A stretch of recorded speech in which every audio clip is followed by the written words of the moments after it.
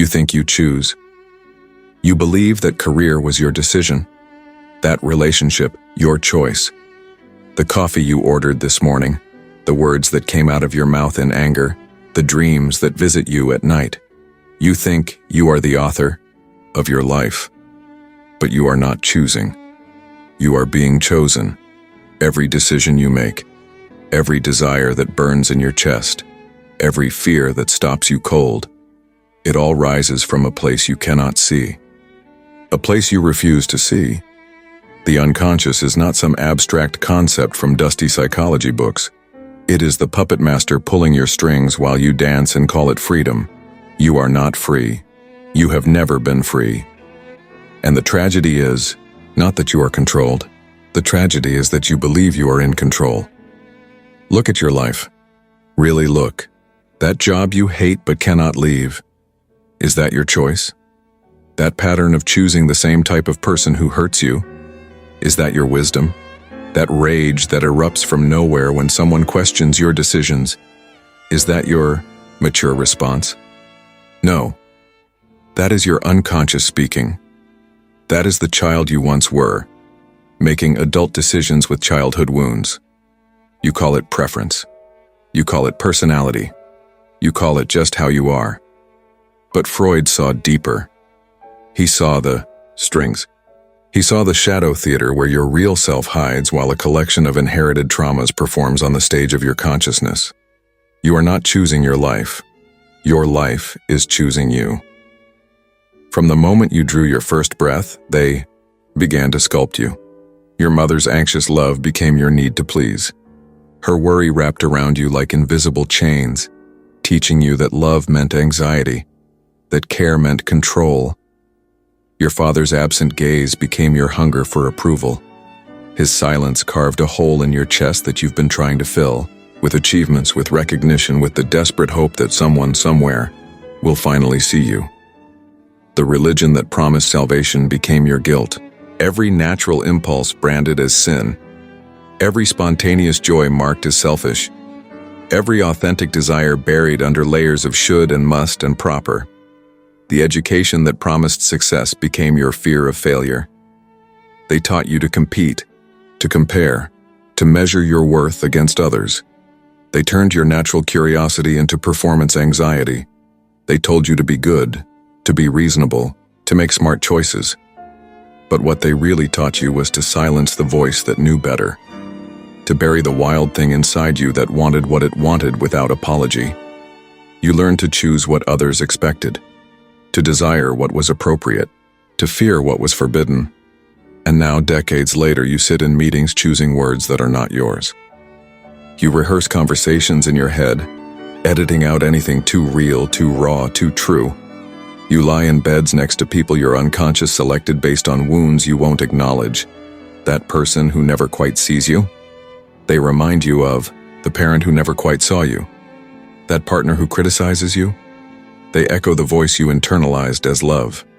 You pursue careers that feed hungers you inherited from parents who inherited them from their parents. The doctor whose father wanted to be a doctor. The artist whose mother buried her creativity. The businessman whose grandfather died poor. The choice you think you made to study business? That was your father's unlived dream speaking through you. The person you married? That was your mother's unresolved relationship patterns playing out. In your flesh. The anger that erupts when someone challenges you? That is the child who was never allowed to say no. The depression that visits you like clockwork? That is the grief you were never allowed to feel. The anxiety that keeps you awake at night. That is the fear you inherited from ancestors who lived through wars, famines, traumas that DNA remembers even when consciousness forgets. You call it free will. Freud called it what it is. The unconscious repeating its ancient script while consciousness takes credit for the performance. Your preferences are not preferences. They are programmed responses. Your desires are not desires. They are inherited hungers. Your choices are not choices. They are unconscious compulsions dressed up as rational decisions. Freud saw what others refused to see. The human being is not one but many. There is the ego, the part of you that thinks it chooses, that believes in its own narrative that tries to make sense of the chaos within. The ego is like a rider on a horse convinced it is directing the animal beneath it. There is the superego, the internalized voice of every authority figure who ever told you what you should want, should be, should become. Your parents, your teachers, your priests, your culture, all living inside you as a critical observer, judging every impulse, censoring every authentic thought. And beneath them both, vast and hungry and utterly indifferent to your conscious intentions, lies the ID, the unconscious reservoir of every impulse, every repressed desire, every primitive need that civilization taught you to deny. This is not mere theory. This is the architecture of your soul. The id does not speak in words. It speaks in symptoms, in slips of the tongue, in the person you find yourself inexplicably attracted to, in the career path that calls to you despite all rational arguments against it. When you think you are choosing chocolate over vanilla, you are actually being chosen by memories you cannot access. The texture that comforted you in childhood, the sweetness that filled some nameless emptiness, the ritual of pleasure your mother or father performed to show love. When you think you are choosing anger over understanding, you are being chosen by injuries that happened before you had words for pain, the helplessness you felt as a child, now transformed into aggression, the vulnerability you learned to armor with rage. When you think you are choosing to work late again instead of going home, you are being chosen by the child who learned that productivity equals worth, that rest equals laziness, that stopping means disappearing. The unconscious does not think. It does not reason. It does not care about your plans or your morality or your carefully constructed sense of self. It simply acts through you like water finding its way through rock, like instinct moving through flesh. You are not the author of your desires. You are their messenger. You are not the director of your life. You are its unwitting actor reading from a script written in childhood, revised by trauma, edited by culture, performed on the stage of an adult body that believes it knows what it's doing. But here is the revolutionary insight that separates Freud from fatalism. The unconscious can become conscious. The hidden can be revealed. The puppet can see its strings. But here is where Freud's darkness becomes light. To know you do not choose freely is the beginning of actual freedom. The person who discovers their unconscious motivations is no longer their unconscious slave. This is not about gaining control over the unconscious. That is impossible. The unconscious is like trying to control the ocean with your hands. It is too vast, too deep, too powerful. This is about learning to surf its waves instead of being drowned by them. When you see how your father's unspoken disappointments drive your need to achieve, you can choose, truly choose, whether to serve that need or transform it. You can ask, is this achievement feeding my soul, or is it feeding a ghost? When you recognize how your mother's anxious love taught you to fear abandonment, you can decide whether to repeat that pattern or break it. You can choose partners who challenge you to grow instead of partners who confirm your familiar wounds. When you understand how your early religious conditioning created a split between your spiritual longings and your earthly desires, you can choose integration over perpetual conflict. The new virtue is not the illusion of control. The new virtue is conscious participation in what was previously unconscious compulsion. You become like a river that suddenly becomes aware of its own flow, still moving, still powerful, but now moving with intention rather than merely following the path of least resistance. This awareness does not make you perfect. It makes you honest. You still get triggered. But now you can say, this is my father's anger speaking through me. You still feel attracted to unavailable people. But now you can ask, what wound in me recognizes the wound in them? You still procrastinate on your dreams. But now you can explore, what am I afraid will happen if I actually succeed? This is not about suppressing the unconscious. That is impossible and dangerous. Suppression only drives the unconscious deeper, makes it more cunning, more destructive.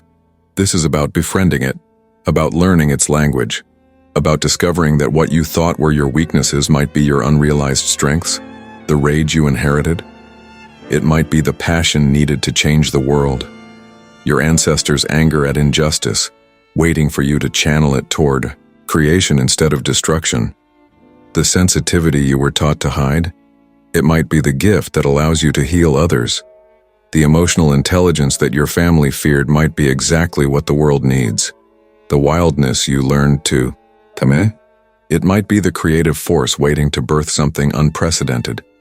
The untamed part of you might be the most sacred part of you. The depression that visits you. It might be your soul's way of saying, the life you're living is too small for who you are. The anxiety that keeps you awake? It might be your intuition trying to warn you that you're moving in the wrong direction.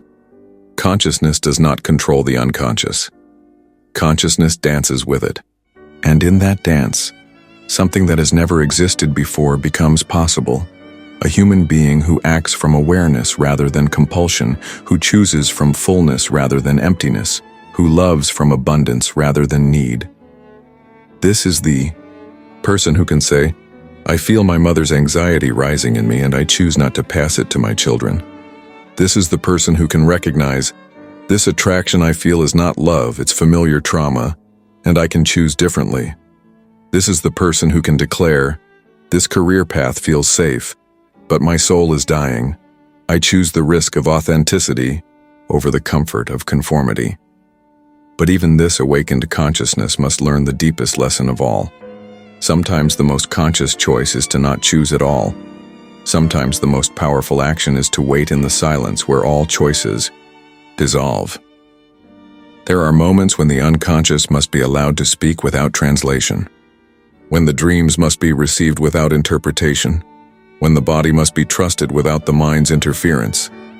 The person who has spent years analyzing their patterns, understanding their conditioning, making conscious choices, they eventually arrive at a paradox. The more conscious they become, the more they realize how much remains unconscious.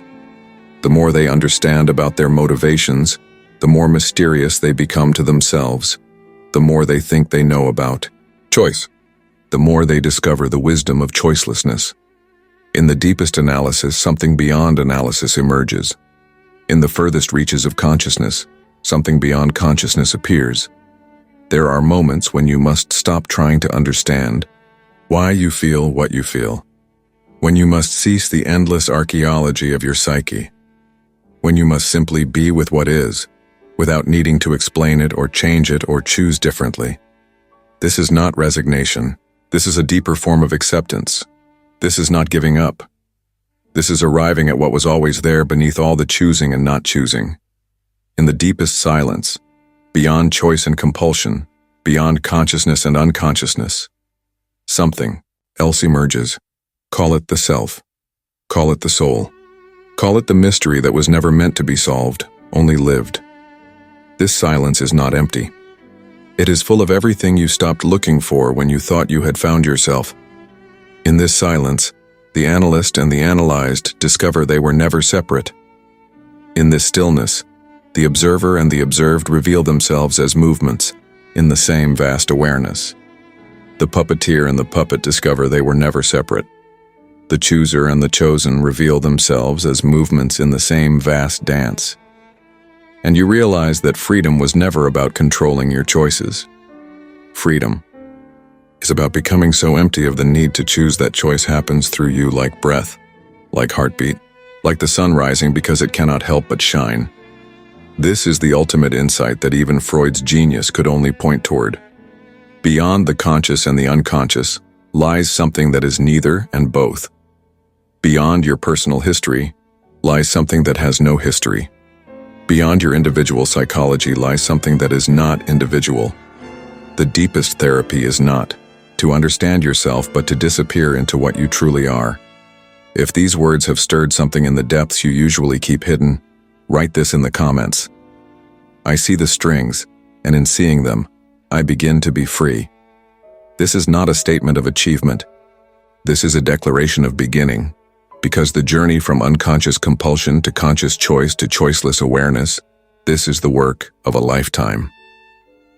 It begins with the courage to admit that most of what you think you choose is choosing you instead. It continues with the patience to observe your patterns without immediately trying to change them. It deepens with the wisdom to see that your wounds might be your gifts in disguise. And it culminates in the recognition that you are both the problem and the solution, both the seeker and the sought, both the question and the answer. Freud gave us the map to the unconscious. But you must walk the territory yourself. You must face the parts of yourself you've been avoiding. You must befriend the impulses you've been fighting.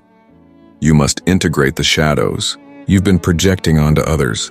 This is not comfortable work. This is not popular work. This is not work that your culture will reward or even understand. But it is the most important work you will ever do. Because until you know why you choose what you choose, you cannot choose differently. Until you see the invisible forces shaping your life, you cannot shape your life consciously. Until you make the unconscious conscious, you will remain its unwitting servant. Watch the next video, read the next page, sit in the next silence. Not because you should, but because something in you that is deeper than choice is already reaching toward what comes next. The unconscious brought you here. Let consciousness take you home.